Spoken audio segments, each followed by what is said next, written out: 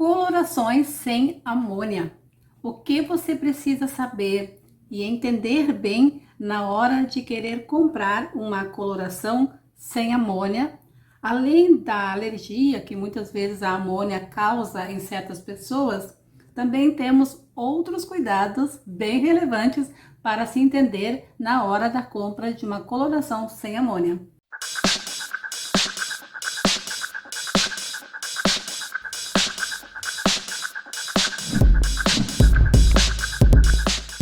Olá, eu sou a Pretinha aqui do canal da Pretinha. Eu agradeço desde já a sua companhia. Peço para você desde já deixar o seu like para garantir aí que você está contribuindo com o canal, com esse vídeo, para ele alcançar mais pessoas, tá bom? Obrigada. A coloração permanente tem amônia, todo mundo já sabe. Mas hoje em dia existem muitas colorações também que não contém amônia. Está escrito coloração sem amônia, mas também é permanente, tá? Mas isso é o que diferencia uma coloração permanente. Quando nós falamos em coloração permanente, nós logo lembramos que é uma coloração que você vai colocar e vai permanecer no seu cabelo.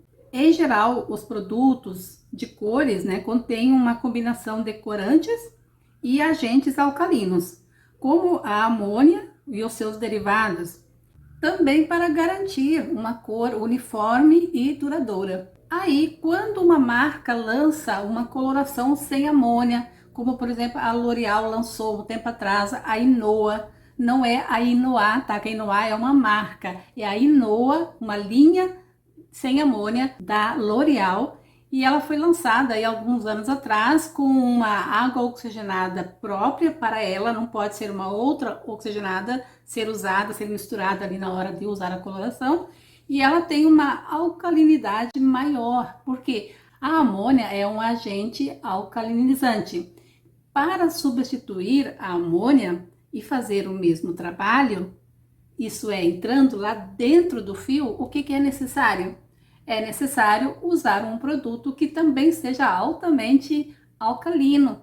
Também tem que ter esse componente alcalinizante para fazer o mesmo trabalho.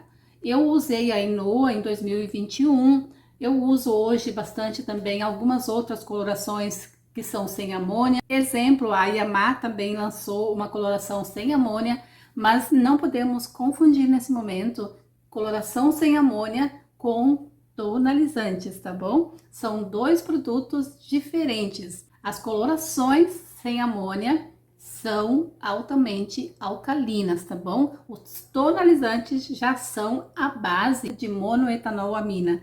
E ele é mais suave, ele fica mais na superfície do fio, ele é indicado para escurecer um cabelo. Sempre que você pensar em escurecer, em tonalizar umas mechas, por exemplo, que você vai acrescentar um tom para neutralizar um outro tom indesejado, nesse momento sempre tem que entrar com tonalizante. Você quer corrigir um tom, você vai entrar com tonalizante, tá bom?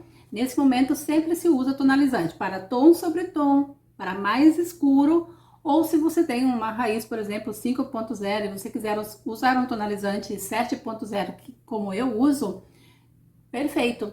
Só não vai clarear, não vai deixar loiro. Vai continuar ali nas casas dos castanhos, do castanho claro, indo para o loiro escuro, mas pode ser utilizado tranquilamente para até 2 tons mais claro. E vai dependendo do cabelo. Se ele for um cabelo loiro escuro para loiro médio, natural, aí você consegue clarear um pouco mais. Mas o tonalizante não é feito para clarear. Como ele é a base do monoetanolamina, ele não tem esse poder de clareamento. O que tem esse poder de clareamento é quando é alcalino, quando ele tem um componente alcalino, como a amônia ou algum substituto da amônia.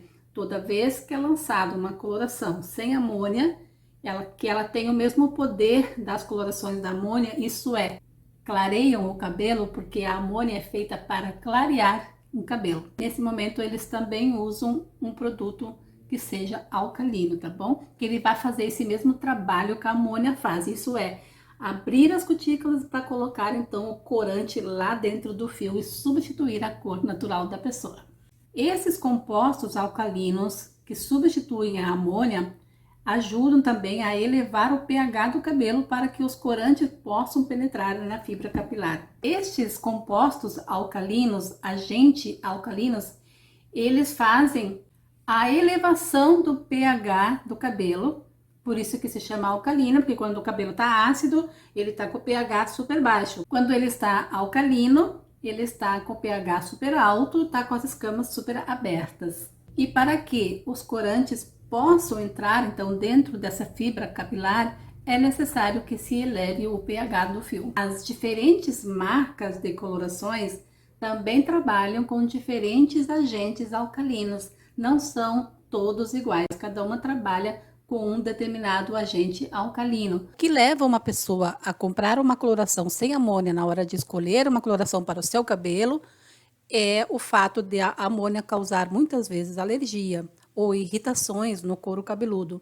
Mas, nesse momento, devemos lembrar, então, que não é só a amônia que causa alergia, tem diversos outros componentes que podem causar alergia, inclusive o corante.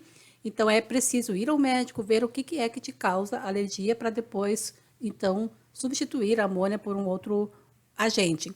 Por isso, é sempre importante fazer e seguir todas as instruções do fabricante, porque ele está colocando ali tudo que pode causar alergia, tudo que tem na composição da coloração ou do tonalizante e como que funciona, que cada produto funciona conforme as instruções deles ali, tá? Então é sempre bom seguir direitinho para não dar problemas. Para resumir, é isso. Se você for comprar uma coloração e está escrito lá sem amônia, não esqueça que ela não é menos agressiva do que a coloração com amônia. Quando está escrito coloração, ela tem um agente super alcalino que vai conseguir abrir a fibra do seu cabelo para colocar o tom, né, o corante lá dentro do fio. Quando é tonalizante, aí eles são a base do monoetanol-amina, mas nem todas as marcas trabalham com esse agente. Também pode ser um outro, mas os tonalizantes são diferentes das colorações permanentes, ok? Alguma coisa que você ficou em dúvida, alguma coisa que você queira perguntar especificamente, pode deixar o seu comentário aqui embaixo do vídeo que eu respondo assim que der, tá bom? Entre 3 a 6 dias. Um beijo no coração. Tudo de bom pra você!